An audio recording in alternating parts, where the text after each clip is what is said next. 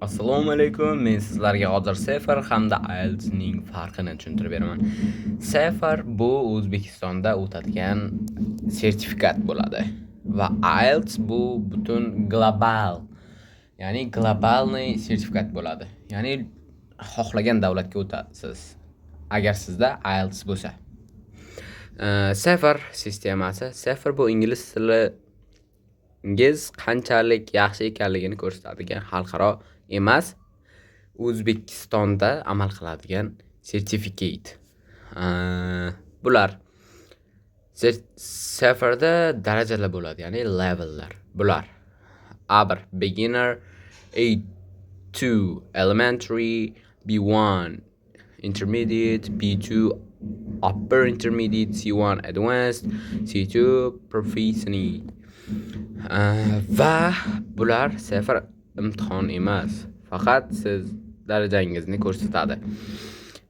Xullas, Sefer qisqa qilib aytganda sizning levelingiz va IELTS hamda Seferni taxminiy mosligi. IELTS band 3,5-4 gacha bo'lsa, bu A1, ya'ni A1.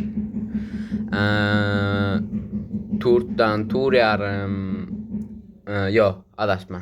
3,5 4,5 gacha bu A2 hamda 5 4,5 oralig'i bu B1 hamda 5,5 6,5 bu B2, 6,5 7 bu B2 plus hamda C1 7 va 8 bu C1, C2 hamda 8,5 9 bu C2. Ana endi IELTS bu globalniy o'tadigan sertifikat, boya aytganimdek. Xalqaro imtihon uchun. Unda siz 4 ta ko'nikmani o'zingiz nima deydi? Tushunib olasiz. Ya'ni bular listening, reading, writing hamda speaking. To'g'ri, bu narsalar Seferda ham bor, ammo IELTSda tem Seferdan ko'ra IELTSda buni darajasi balandroq. Imtihondan keyin sizga band score beradi. Bular beginner va o'rtacha hamda yuqori. IELTS ko'pincha kerak bo'ladi universitetiga va chet elda o'qish uchun va viza va ish uchun. IELTS imtihon bu sizning scoringizni ko'rsatadi. Xullas, IELTS bilan chekka joylarga chiqsangiz bo'ladi, ammo Seferda o'zimizdan boshqa joyga chiqa olmaysiz. Ya'ni ishingiz to'g'ri bo'lmaydi.